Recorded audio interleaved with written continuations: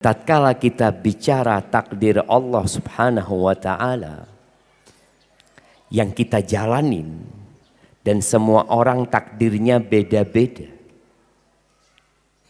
Ada yang hari ini Allah takdirkan dia nggak punya anak. Ada yang hari ini ditakdirkan di PHK.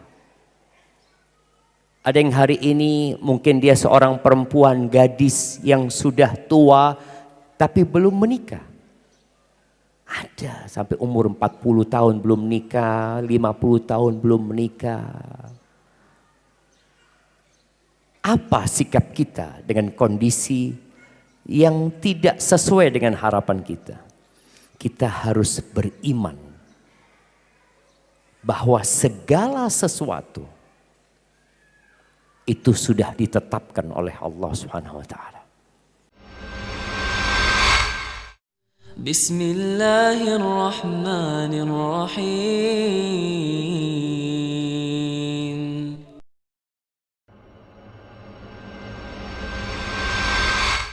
Jamaah rahimakumullah, kita semua hadir di muka bumi ini, bukan di kajian ini ya. Kita semua hadir di muka bumi ini bukan karena keinginan kita. Bukan juga karena keinginan orang tua kita.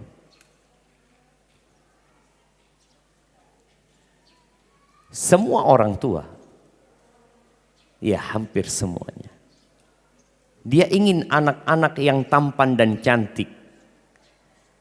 Tapi ternyata yang keluar seperti kita. Mau ngomong apa? Mereka tidak mencipta. Mungkin ada yang menanti anak perempuan.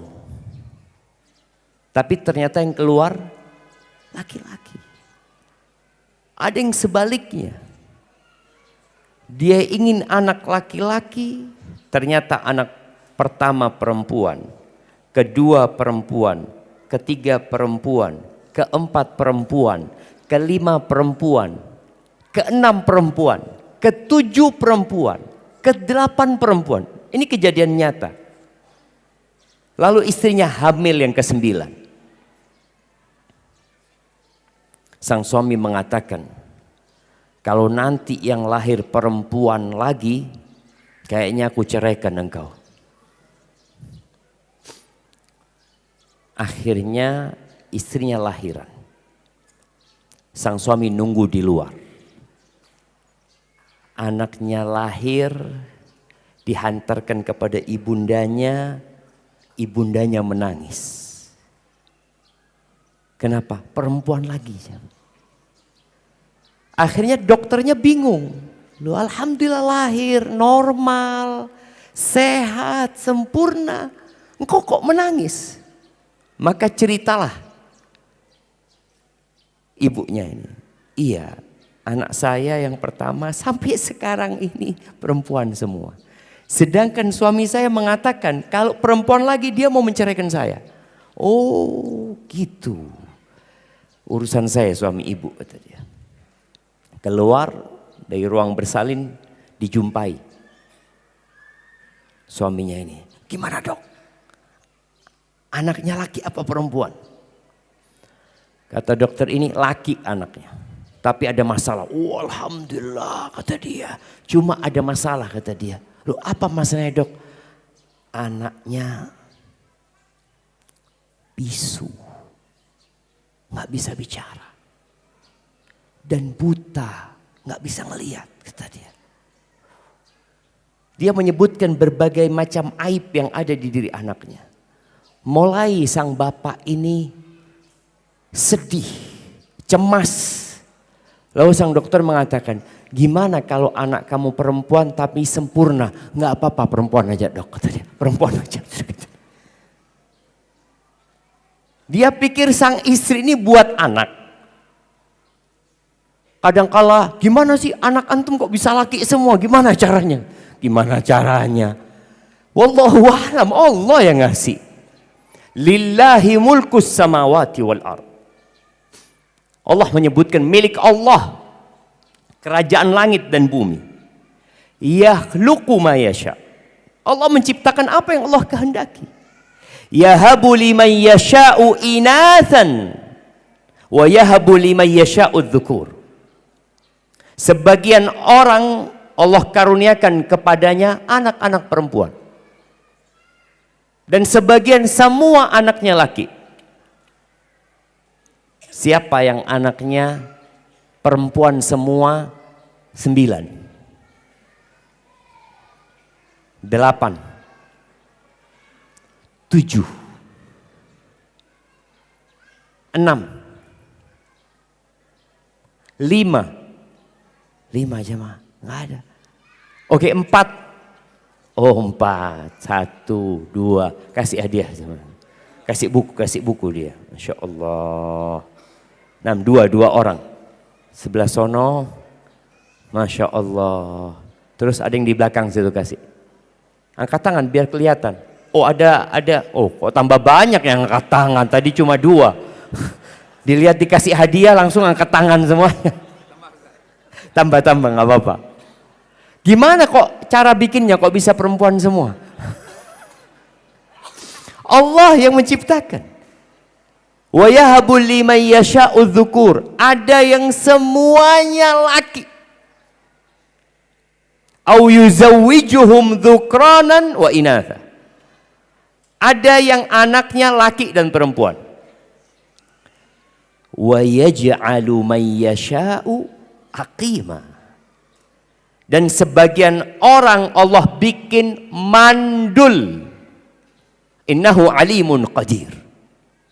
Sesungguhnya Allah itu maha mengetahui dan maha perkasa. Allah maha mampu berbuat apa saja. Bukan kembali kepada kita. Maka di sini pentingnya kita beriman dengan yang namanya takdir. Kemudian kita melihat ada yang ingin anaknya sehat selalu. Tapi ternyata anaknya sakit-sakitan. Lahir dengan jantung bocor. Ada masalah di paru-parunya. Allahu Akbar. Kenapa itu terjadi? Pasti ada hikmahnya di balik semua itu. Kemudian ada yang ingin anaknya soleh. Berbakti kepada kedua orang tuanya. Ternyata anaknya seperti anaknya Nabi Nuh alaihissalam. Yang diajak beriman tidak mau. Padahal bapaknya seorang nabi. Bapaknya berdakwah tidak pernah berhenti. Berdoa selalu memohon kepada Allah. Tapi anaknya tetap seperti itu. Kenapa itu terjadi? Takdir. Ada yang ingin jadi supir pesawat. Ya, apa supir pesawat ya? Ternyata anaknya jadi supir truk. Sama-sama supir, cuma beda kendaraan yang dia supir. Kita kalau bicara keinginan dan harapan, semuanya ingin yang baik-baik dan indah-indah. Ada yang ingin istri yang solehah. Wallah anak kepingin istri yang solehah Ustaz, yang taat, yang penurut. Yang kalau anak mau nikah lagi dia katakan tafadhol gitu Ustaz. Semuanya kepingin istri seperti itu. Nah. Tapi ternyata Allah Ustaz, istri anak kalau marah Ustaz habis piring di rumah.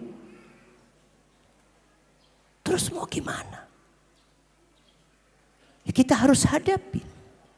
Ada yang sebaliknya istri yang dalam doa-doanya selalu berdoa memohon kepada Allah mendapatkan suami yang soleh. Suami yang royal ketika dia memberikan nafkah. Suami yang menjaga pandangan matanya. Suami yang amanah dan setia. Tapi ternyata suaminya na'udzubillah kasar. Suaminya baik di depan orang, tapi buruk di dalam rumah sendiri. Terus gimana? Padahal aku sudah berusaha Ustadz ini dan itu. Itulah namanya takdir Allah Azza wa Jalla. Ahibati fillah, kita ini musim haji. Kita ada di bulan haji. Banyak jemaah haji yang berharap mati di tanah suci. Ya Allah, ternyata mati di Cengkareng dia. Nah, kita nggak bisa tetapkan itu.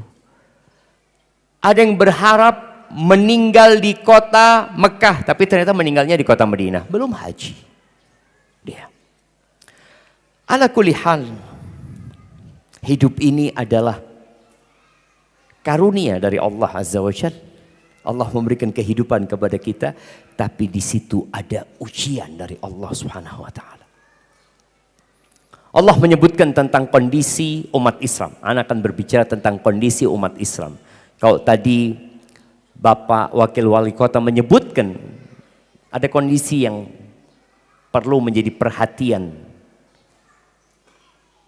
negara, perhatian para ulama, Majelis Ulama Indonesia, perhatian para orang tua, perhatian semua masyarakat. Kondisi kita sendiri.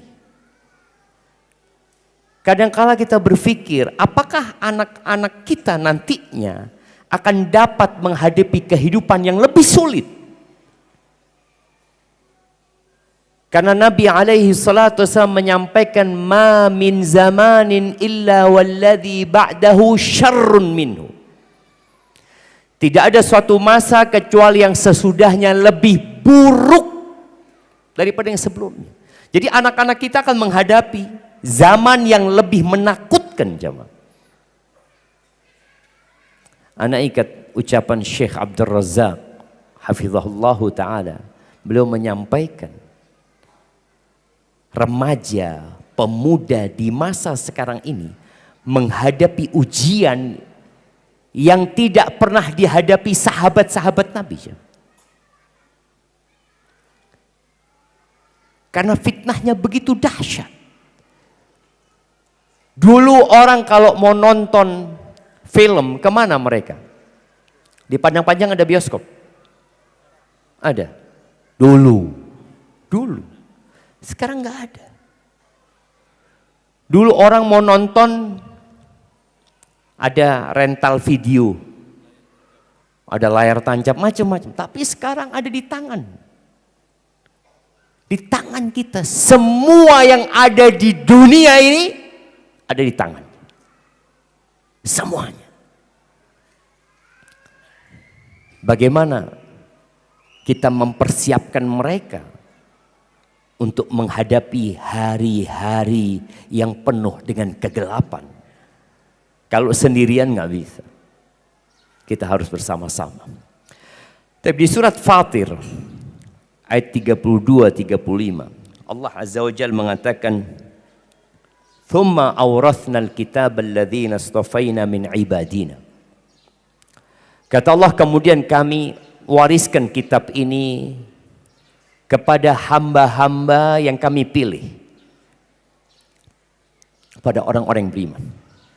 Faminhum zalimun li nafsih. Ternyata kondisi umat Islam ini ada 3 tingkatan. Yang pertama, zalimun li nafsih. Orang yang mendolimin dirinya. Dia muslim, dia beriman, tapi terus berbuat dosa. Boleh jadi kewajiban dia tinggalkan, larangan dia langgar. Yang kedua, wa minhum muqtasid. Ada kondisi umat Islam yang pertengahan. Dia hanya menjalankan yang wajib, meninggalkan yang haram. Sholat ya cuma 5 waktu. Puasa hanya Ramadan. Nggak ada dia sholat qobliyah, ba'diyah, muqtasid. Yang paling tinggi, wa minhum sabiqum bil khairati biiznillah.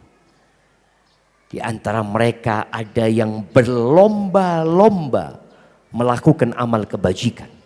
dengan izin Allah Azza wa Jalla. Kajian dia hadir. Dan kalau kita melihat kondisi umat Islam yang hadir di masjid menuntut ilmu agama dengan yang tidak pernah hadir di masjid menuntut ilmu agama, berapa persentasenya? Oh, ini ada ketua majelis ulama. Berapa persen umat Islam di Padang Panjang ini yang datang ke majelis ilmu? Ustaz? Berapa persen? Belum pernah ada sensus. Ustaz. Sedikit. Sedikit sekali. Dan ini PR bersama. Padahal kebanyakan ya, kecuali tadi Bapak Wakil Wali Kota dia pernah masuk pesantren ya. Kebanyakan umat Islam itu ya sekolahnya umum. SD biasa, SMP biasa, SMA biasa, kuliah biasa. Nggak pernah belajar agama kecuali mungkin 2 jam. Setelah itu dia merasa cukup. Ya nggak cukup lah. Orang belajar dunia saja. Dia bertahun-tahun kemudian belajar agama dia merasa cukup. Padahal perjalanan kita setelah kematian itu panjang. Yang membutuhkan bekal yang mencukupi. Tapi kalau kita nggak mau belajar, kita nggak akan bisa mencapai tingkatan yang sabiqun bil khairat. Berlomba-lomba dalam kebaikan. Lalu Allah mengatakan dzalika huwal fadlul kabir. Itulah keutamaan yang besar. Bukan harta. Harta ini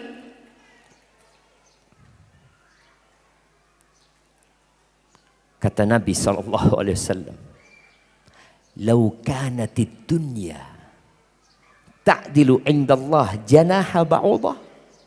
Kalau dunia ini ada nilainya di sisi Allah seperti satu sayap nyamuk. Satu sayap nyamuk. Apa kata Nabi SAW? Ma saqa kafiran syarbatama. Orang kafir yang tidak beriman, Allah tidak akan kasih seteguk air. Nggak akan Allah kasih. Kalau dunia ini semuanya yang sekarang sedang diperebutkan oleh 8 miliar manusia, itu nilainya seperti satu sayap nyamuk, orang kafir nggak akan Allah kasih satu teguk air. Tapi karena nilainya lebih rendah dari satu sayap nyamuk itu,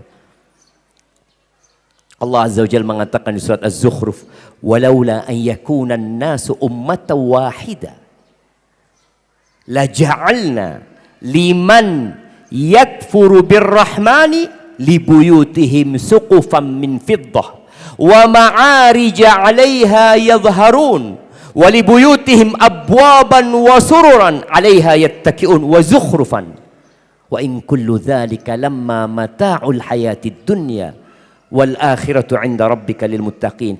Kalau bukan karena Allah khawatir semua orang itu jadi kafir, ini karena kasih sayang Allah kepada umat manusia, Allah akan jadikan orang-orang kafir itu semuanya kaya raya. Rumahnya mewah. Ada tangganya bukan dari marmer, tapi tangganya dari perak, jemaah. Pintu-pintu rumah mereka dari perak. Ada banyak perhiasan emas-emasan di rumah mereka. Kata Allah, itu semua kenikmatan dunia yang sangat hina. Wal akhiratu 'inda rabbika lil muttaqin. Dan akhirat di sisi Tuhanmu khusus buat orang-orang yang bertakwa. Maka tadi kalau bicara karunia Allah yang agung, antum bisa duduk di majelis ilmu. Antum bisa sholat 2 rakaat sebelum subuh tadi. Yang kata Nabi alaihi salatu wasallam, khairun minad dunya wa ma fiha. Lebih baik dari dunia dan isinya. Kalau antum dikasih pilihan,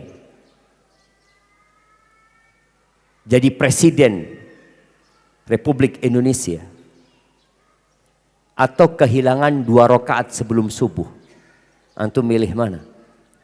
Ya, Kehilangan 2 rakaat tidak apa-apa Ustaz, yang penting jadi presiden. Padahal 2 rakaat itu lebih baik daripada antum jadi presiden dunia semuanya. Tapi kita memandang dunia ini sesuatu yang harus kita dapatkan. Seakan-akan kita akan kekal dan abadi. Lihatlah presiden di Indonesia. Siapa yang pertama? Bung Karno mati, Soeharto mati, terus. Maka Allah mengatakan dzalika huwal fadlul kabir. Itulah karunia yang besar tatkala antum bisa berebut menuju kepada Allah Subhanahu wa taala, pemilik langit dan bumi ini. Lalu Allah mengatakan jannatu adnin yadkhulunaha. Mereka orang-orang yang beriman dan beramal soleh akan masuk ke surga tempat tinggal. Yuhallawna fiha min asawira min dhahabi wa lu'lu'a. Mereka akan diberi perhiasan dari emas dan mutiara. Walibasuhum fiha harir. Dan pakaian mereka di sana sutra. Emak-emak ini paling suka dengan pakaian. Bidadari surga itu alaiha sab'una hulla, itu pakai 70 pakaian. Gimana kalau di dunia ada perempuan pakai 10 pakaian?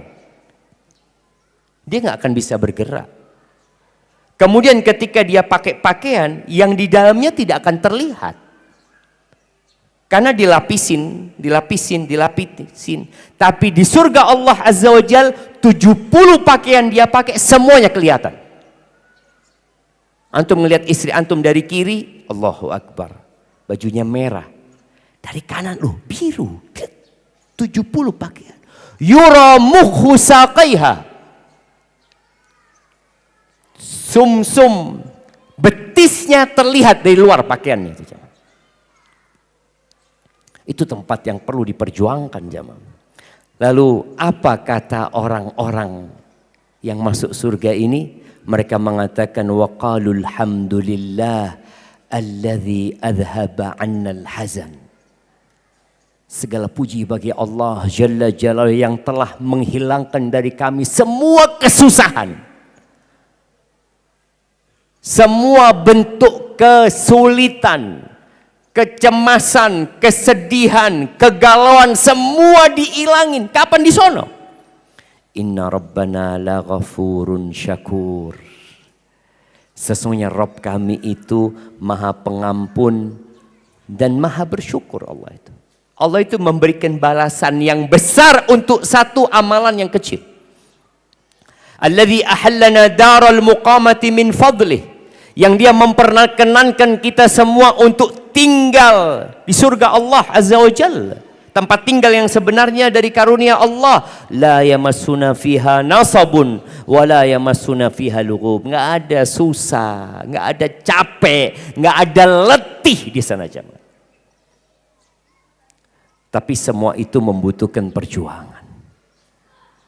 Dan tatkala kita bicara takdir Allah Subhanahu wa taala yang kita jalanin, dan semua orang takdirnya beda-beda.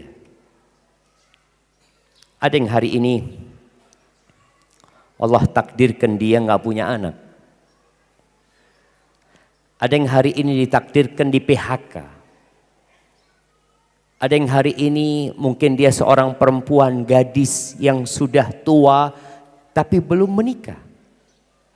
Ada sampai umur 40 tahun belum nikah, 50 tahun belum menikah. Apa sikap kita dengan kondisi yang tidak sesuai dengan harapan kita?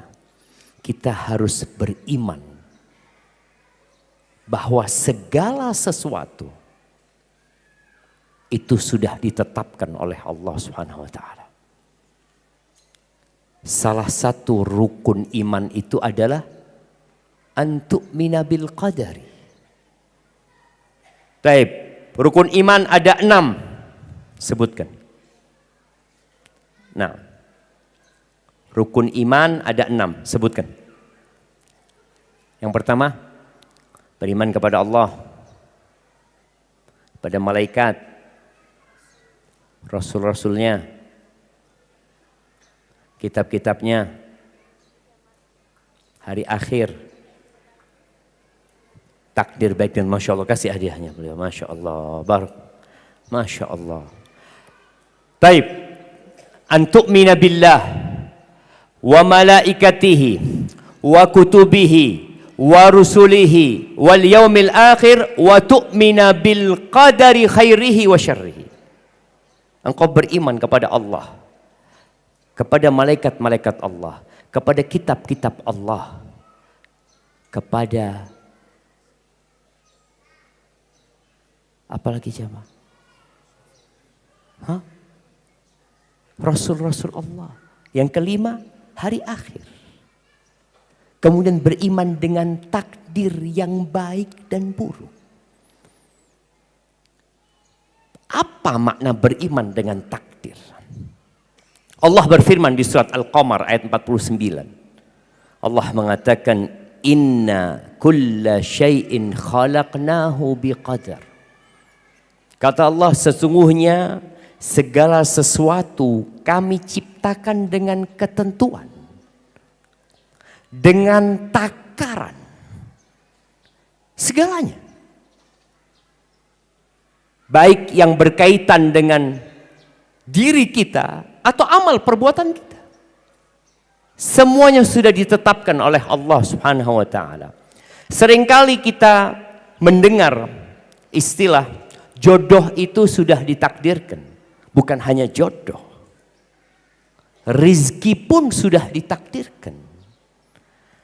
Ajal kita pun sudah ditakdirkan.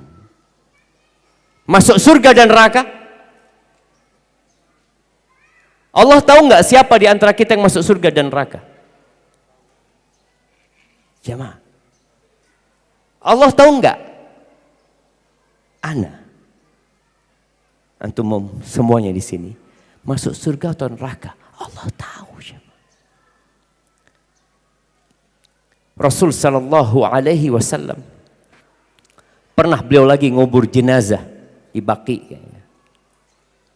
Lalu ada yang bertanya kepada Nabi SAW, ya Rasulullah, aya'lamu Rabbuna ahlal jannati min ahlin nar? Apakah Allah tahu siapa di antara kita ini yang masuk surga dan masuk neraka? Kata Nabi SAW, na'am, Allah tahu. Afala nattakil. Kalau gitu, kenapa kita nggak serahkan aja kepada ketentuan Allah Subhanahu wa taala? Apa kata Nabi SAW? I'malu. Fakullun muyassarun lima khuliqa lahu.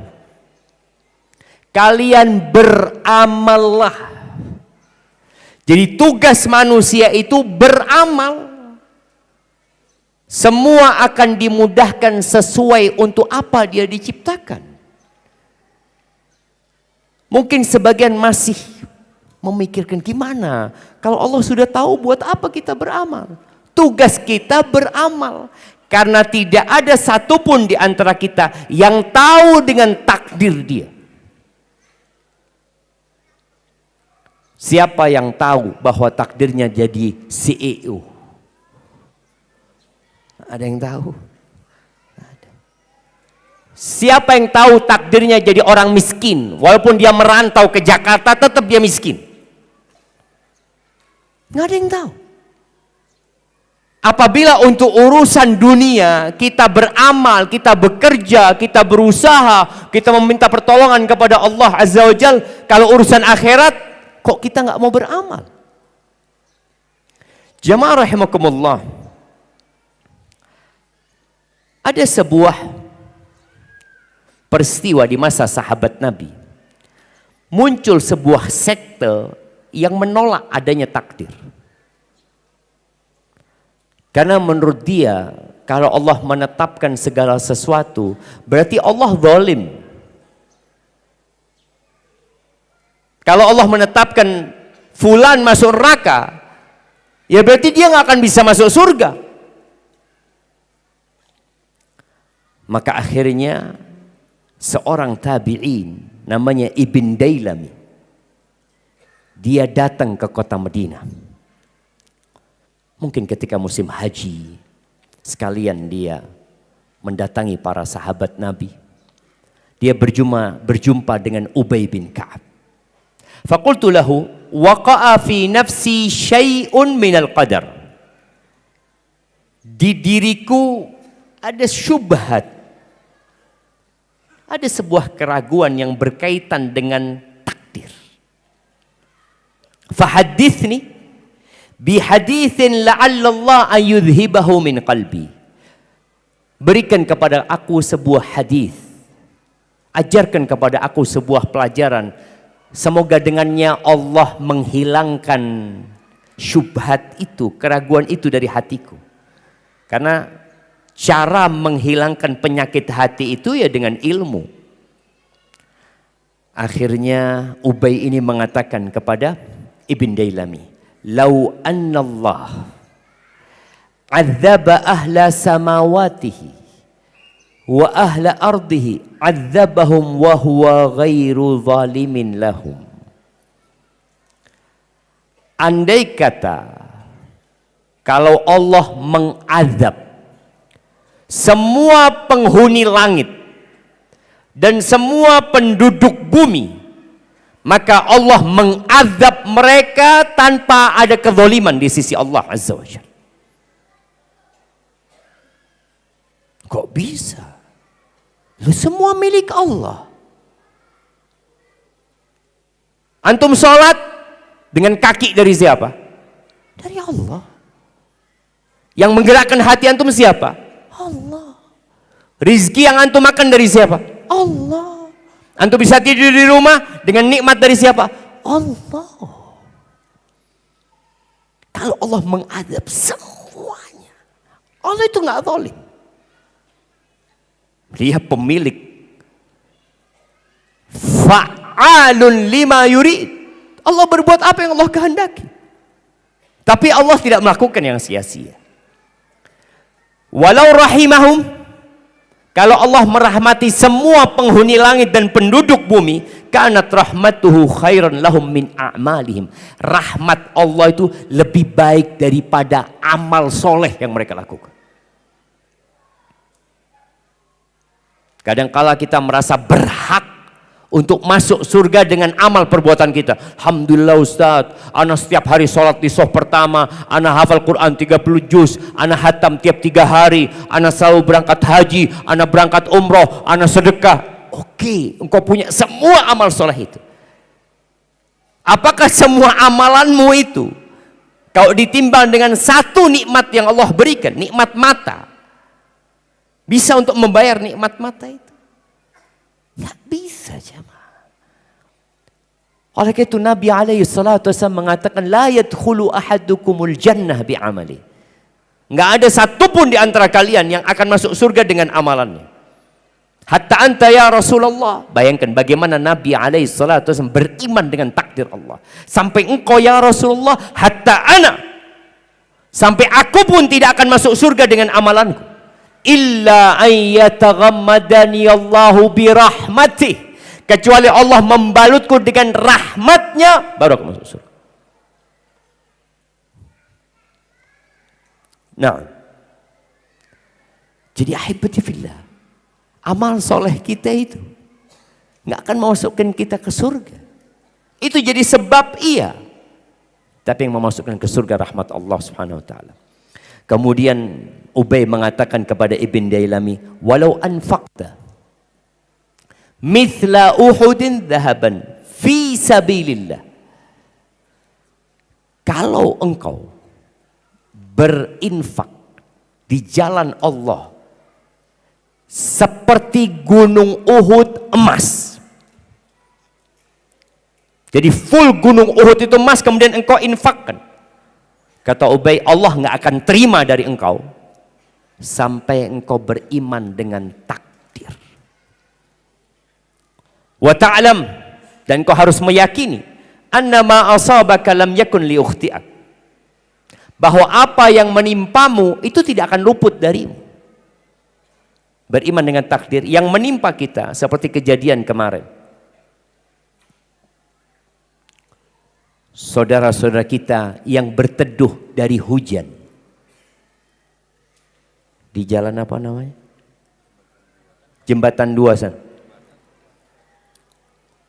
Mereka mau selamat. Mereka melakukan itu mencari keselamatan. Ternyata yang tertulis mereka mati di tempat mencari keselamatan. Udah takdirnya Allah. Nggak perlu mengatakan, oh andai kata mereka itu tidak di situ Ustaz, mereka selamat. Lo andai kata, udah mati mereka. Iya, maksudnya kita berandai-andai. Nggak ada gunanya berandai-andai kalau sudah terjadi. Seorang naik motor tabrakan. Lalu mengatakan, ya Allah nak, andai kata engkau nggak keluar nak. Loh kok andai kata? Udah keluar dia, udah tabrakan. Kita harus tahu bahwa ini ketetapan Allah Subhanahu wa taala. Wa anna ma akhta'aka lam yakun liyusibak. Yang meleset darimu itu memang Allah tetapkan tidak menimpamu. Berapa sering ya kita sok-sokan ketika dia selamat dari musibah, ini karena rizki anak soleh. Kita lihat ada orang-orang kafir selamat dari musibah.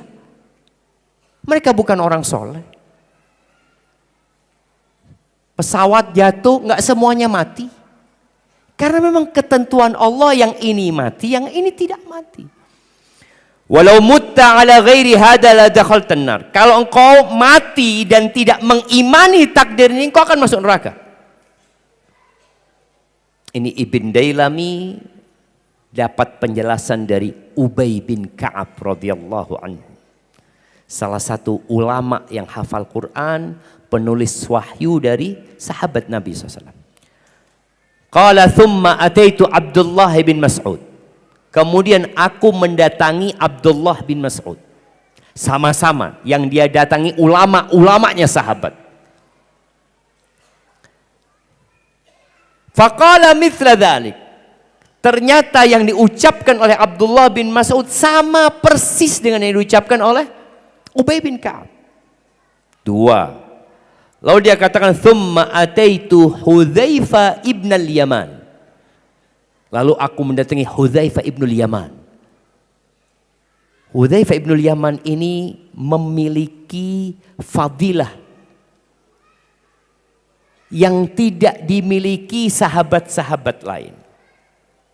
Apa keutamaan Hudzaifah ibn al-Yaman? Nah,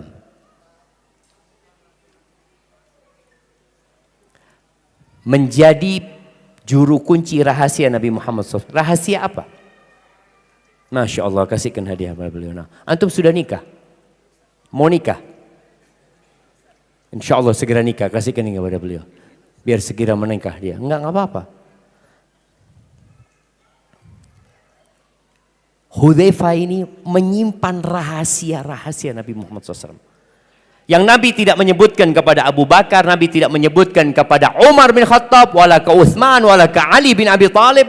Hudzaifah dikasih nama-nama list orang munafik. Kenapa tidak dikasih tahu Umar? Ada hikmah pasti di sana. Maka datang kepada Hudzaifah, tanya lagi. Faqala mithla dzalik, sama jawaban Hudzaifah bin Yaman. Thumma ataitu Zaid ibn Thabit. Lalu aku mendatangi Zaid bin Thabit. Ini juga ulamanya para sahabat. Fahaddatsani 'anin Nabi sallallahu alaihi wasallam. Lalu dia memberitahu aku dari Nabi Muhammad SAW seperti yang disampaikan oleh 3 sahabat. Jadi kita harus beriman dengan takdir Allah Subhanahu wa taala. Tapi berkaitan dengan iman dengan takdir ini ada 4 tingkatan yang semoga dengannya kita akan lebih mudah memahami. Yang pertama berkaitan dengan ilmu Allah Azza wa Jalla. Allah itu mengetahui segala sesuatu. Apa yang belum terjadi, kalau nanti terjadi, bagaimana kejadiannya, Allah itu tahu. Ya'lamu ma baina aydihim wa ma khalfahum. Allah mengetahui yang di hadapan mereka, yang di balik mereka, dan kepada Allah dikembalikan semua urusan. Allah juga mengatakan wa indahu mafatihul ghaibi la ya'lamuha illahu. Allah itu memiliki perbendaharaan atau kunci-kunci yang gaib. Nggak ada yang mengetahui kecuali Dia. Wa ya'lamu ma fil barri wal bahr. Allah mengetahui apa yang ada di daratan dan apa yang ada di lautan. Siapa yang tahu dengan jumlah ikan di lautan Padang sana? Siapa yang tahu jemaah? Baik, ana nggak tahu Ustaz karena ana hidup di hutan. Oke, siapa yang tahu jumlah semut yang ada di mana bukit sini jemaah? Ada yang tahu? Siapa jemaah?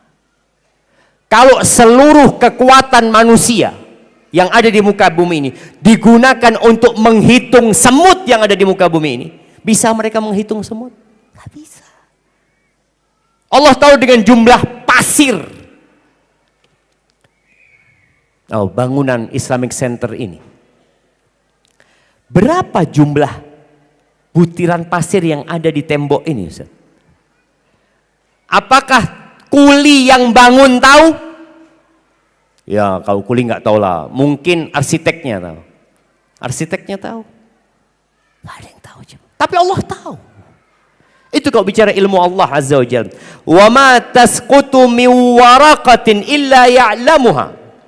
Dan tidak ada satupun daun yang jatuh kecuali Allah tahu jemaah. Jadi daun ketika jatuh, dia itu nggak langsung jatuh seperti ini. Dia masih bolak-balik. Berapa jumlah bolak-baliknya dia, Allah tahu. Ketika dia sampai tanah, nanti dia akan jadi apa? Oh, dia akan disapu oleh manusia. Kemudian dia akan dibuang ke sampah. Lalu daun ini akan dijadikan pupuk dan kompos nantinya. Setelah jadi pupuk dan kompos, dia akan ditaruh di bunga ini. Lalu bunga ini nanti akan tumbuh, merekah. Kapan merekahnya? Allah tahu jemaah. Wala habbatin fi dhulumatil ard wala radbin wala yabis. Dan tidak ada satupun biji yang ada dalam tanah. Dia kering, dia basah, kecuali Allah tahu biji ini akan jadi apa. Petani ketika menanam padi, dia nggak pernah tahu biji ini akan jadi apa. Dia cuma menanam, dia tunggu. Ada biji yang alhamdulillah jadi berbuah, ada yang kering mati sebelum berbuah. Allah tahu jemaah. Itu ilmu. Semuanya berada di dalam kitab yang menjelaskan, yang nyata dalam Lauhul Mahfuz. Jadi ilmu Allah itu meliputi segala sesuatu. Jadi beriman dengan takdir yang pertama, ilmu. Yang kedua, penulisan. Kita sering mendengar Lauhul Mahfuz, Lauhul Mahfuz ya. 50.000 tahun sebelum penciptaan langit dan bumi. Manusia belum ada. Langit dan bumi saja belum diciptakan. Yang pertama Allah ciptakan itu adalah pena. Awwalu ma khalaqallahul qalam. Seperti apa pena itu hanya Allah yang tahu. Lalu Allah mengatakan kepada pena itu, uktub, tulis. Pena itu mengatakan, wa ma aktub, apa yang aku tulis ya Allah? Uktub ma huwa kainun ila yaumil qiyamah. Engkau tulis segala sesuatu yang akan terjadi sampai hari kiamat. Keberadaan bapak-bapak di tempat ini. Ada yang duduk di sini, ada yang duduk di sini, ada yang tidur di sana. Mana yang tidur jemaah? Itu udah ditulis enggak? Udah. Yang ditulis itu pemaksaan dari Allah atau dari ilmu Allah Azza wa Jalla? Ilmunya Allah yang ditulis. Kemudian termaktub dalam Lauhul Mahfuz. Ini yang namanya at-takdir al-am. Takdir universal untuk semua makhluk. Karena nanti ada takdir setiap insan. Ketika umur berapa? Nah, Anda mau tanya. Manusia umur berapa? Takdirnya ditulis di perut ibundanya. Waktu di perut ibu tahu nggak waktu itu? Enggak. Nah, Anda mau tanya sama yang anak-anak lah. Nah, waktu umur berapa takdirnya ditulis? 120 tahun. Oh, 120 hari kasih hadiahnya. Masya Allah, barakallahu fikum. 120 hari. Ini penukilan dari Lauhul Mahfuz kepada takdir setiap orang. Akhirnya takdir tiap orang itu malaikat nggak tahu dengan yang ada di Lauhul Mahfuz. Yang tahu cuma Allah Azza wa Jalla. Kemudian dinukil. Malaikat ini menulis ajalnya, rizkinya, amalnya dia termasuk penghuni surga atau penghuni neraka. Syaqiyun aw sa'id. Jadi bicara rizki, surga dan neraka sama-sama udah ditulis. Ingat, Allah bukan memaksa. Karena Allah nanti memberikan pilihan kepada manusia ini. Engkau mau kemana? Tapi Allah tahu nih fulan akan milih neraka. Dari mana Allah tahu? Ya ilmunya Allah yang meliputi segala sesuatu.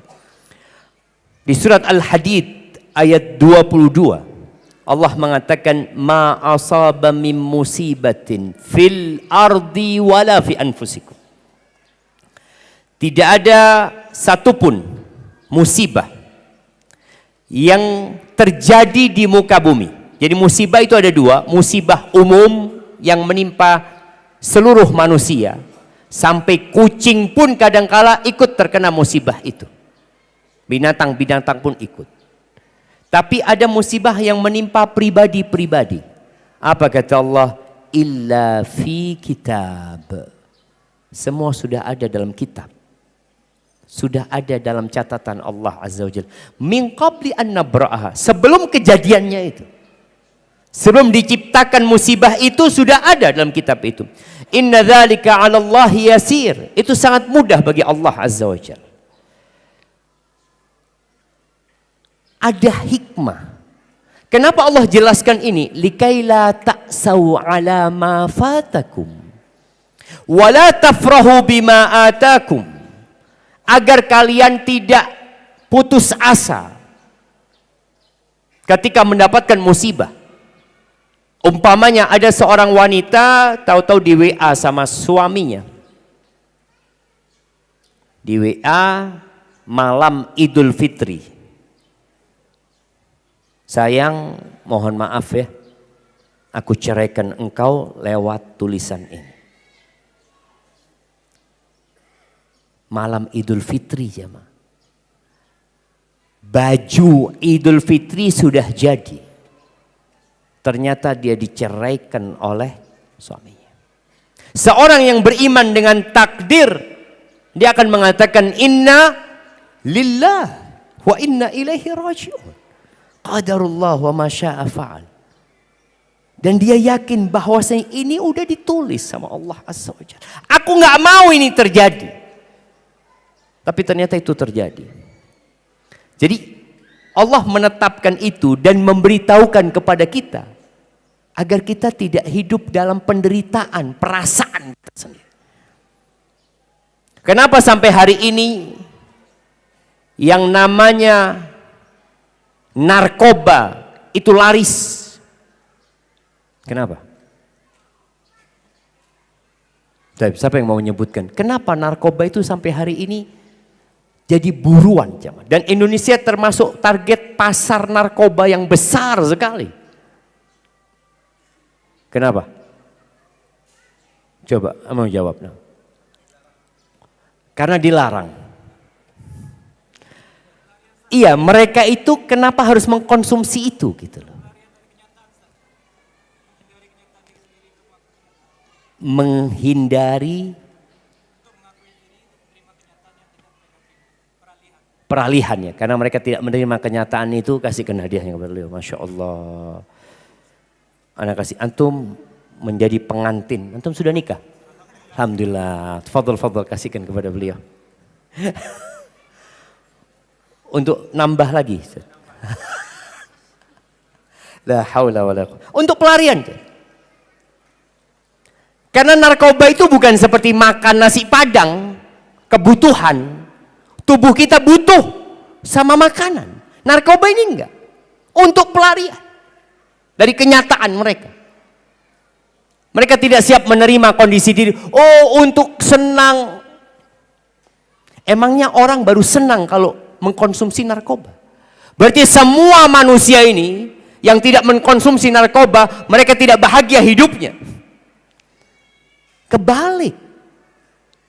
Ini orang-orang yang mengkonsumsi narkoba karena lemahnya iman dia kepada takdir Allah Azza wa Jal. Sebagai pelarian.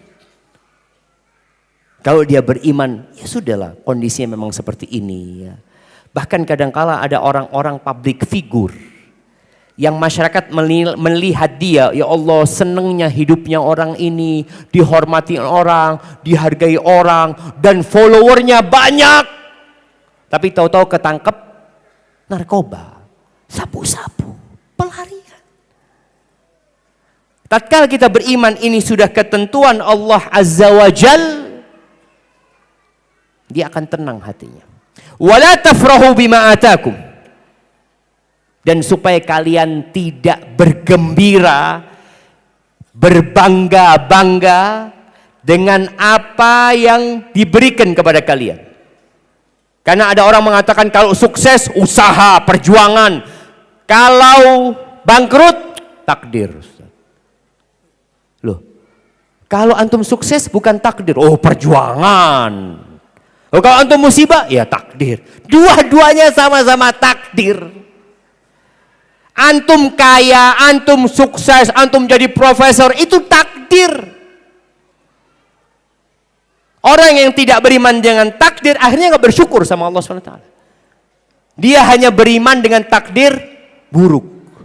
Padahal rukun imannya antu'mina bil qadari khairihi syarrihi. Antum dikasih anak, alhamdulillah anaknya ganteng. Iya Ustaz, memang anak ya proses sih kata dia. Proses apa? Ya itu bisa ganteng karena ibunya cantik. Apakah semua yang ibunya cantik, anaknya ganteng? Tidak, jemaah. Makanya ada yang bapak ibunya, Allahu Akbar ya. Di Jakarta. Ada satu orang kaya. Dia mau istrinya hamil, padahal istrinya normal. Tapi dia mau pakai bayi tabung.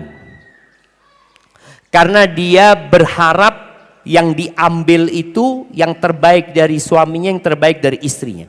Dia yang memilih sendiri. Kemudian dipilih, ada banyak dokter jamaah yang dia bayar untuk melakukan itu. Subhanallah, akhirnya jadilah janin, ditaruh di perut ibunda. Lahir, nih anak punya 48 penyakit.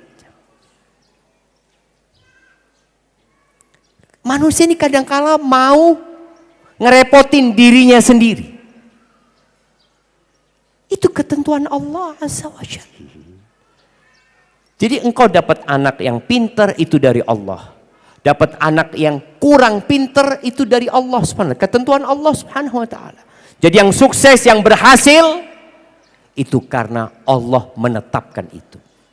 Dan kemudian yang ketiga, ini tingkatan tadi beriman dengan takdir ya, adalah yang berkaitan dengan masyiatullah. Allah menghendaki. Manusia Allah kasih kehendak. Faman syaa falyu'min wa man syaa falyakfur. Yang mau beriman silahkan, yang mau kafir silahkan. Makanya tidak ada pemaksaan dalam beragama. Tapi kehendak manusia ini bergantung dengan kehendak Allah Subhanahu wa ta'ala. Kalau kita kena musibah, kita mengatakan qadarullah wa ma syaa fa'al. Takdir Allah dan itu kehendak Allah Subhanahu wa ta'ala. Allah berkehendak apa saja dia akan kerjakan.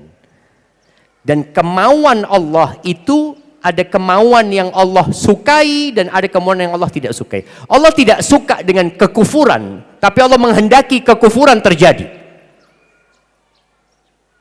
Itu kehendak Allah. Ada yang namanya Abu Jahal, ada yang namanya Fir'aun. Tapi Allah tidak meridai. Allah menginginkan kebaikan-kebaikan. Tapi kadang-kadang manusia tidak mengamalkannya. Ya sudah, Allah berikan kebebasan kepada mereka untuk memilih. Kemudian yang keempat dari tingkatan takdir itu, yang terakhir ini, beriman bahwa Allah yang menciptakan segala sesuatu. Allah khaliqu kulli syai'. Allah menciptakan, wallah khalaqakum wa ma ta'malun. Allah yang menciptakan kalian dan apa yang kalian kerjakan itu ciptaan Allah Subhanahu wa ta'ala. Manusia tidak menciptakan perbuatan, tapi Allah yang menciptakan perbuatan itu. Apabila seorang mengimani dengan empat hal ini, yang pertama berkaitan dengan ilmunya Allah, penulisan, lalu kehendaknya Allah itu untuk terjadinya yang Allah inginkan. Yang keempat berkaitan dengan penciptaan Allah Subhanahu wa ta'ala, dia akan hidup dengan penuh ketentraman, jemaah. Dan takdir ini rahasia ilahi. Kita tidak tahu kecuali tatkala terjadi. Nabi Muhammad SAW, sebelum kita masuk ke sesi tanya jawab, beliau ingin punya anak, tapi Aisyah nggak punya anak, Hafsah nggak punya anak, Ummu Salamah punya anak dari suami yang dulu, sama Nabi SAW nggak punya anak. Zainab nggak punya anak. Ramlah Ummu Habibah nggak punya anak. Juwairiyah nggak punya anak. Siapa lagi? Sofiyah nggak punya anak. Nggak punya anak dari semuanya, kecuali Khadijah kita tahu. Kemudian subhanallah, Nabi SAW punya anak dari seorang budak yang dihadiahkan kepada beliau. Pertanyaannya, siapa nama budaknya dan siapa nama anaknya? Siapa? Bukan Zainab. Bukan. Itu yang belakang? Ya, antum. Maria Al-Qibtiyah, anaknya siapa namanya? Ibrahim. Kasihkan hadiah kepada Naam, berikan. Iya, namanya Maria dari Mesir. Al-Qibtiyah. Dan anaknya namanya Ibrahim. Rasulullah SAW ketika Maria itu hamil, bahagianya Nabi SAW, jemaah. 9 istrinya nggak ada yang hamil. Maria hamil, lahir anaknya, beliau gendong, beliau kasih tahu penduduk Madinah, dikatakan aku dikasih anak namanya Ibrahim. Sampai dari gembiranya Nabi Muhammad SAW, beliau bawa Ibrahim ini kepada Aisyah. Karena ini istri Nabi yang paling Nabi cintai SAW. Ya Aisyah, engkau lihat anakku ini, mirip nggak sama aku? Kata Nabi SAW. Apa kata Aisyah?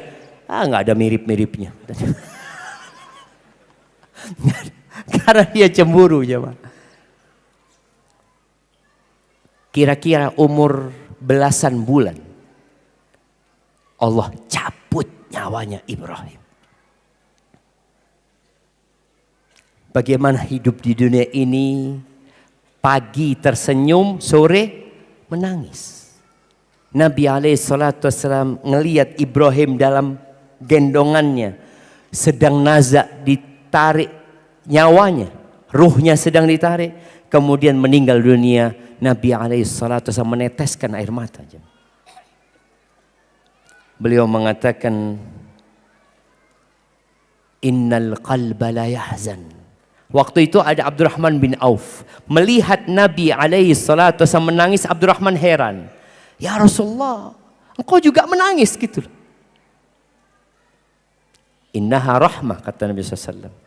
Innal qalba la yahzan. Wa innal ayna la tadma' wa la naqulu illa ma yarda rabbuna aw yurdi rabbana. Wa inna bifiraqika ya Ibrahim la mahzunun. Nabi SAW mengatakan, sesungguhnya mata meneteskan air dan hati bersedih, tapi kita tidak boleh mengucapkan kecuali yang diridhai Allah Subhanahu wa taala. Sesungguhnya kami yang Ibrahim dengan berpisah dengan kau ini sedih semuanya. Itulah takdir. Namun ketika orang sabar, ridha, menerima ketentuan Allah Subhanahu wa taala, insya Allah kita akan menjalani hidup ini dengan tenang dan damai. Teruslah beramal dan minta tolong kepada Allah Jalla Jalaluh.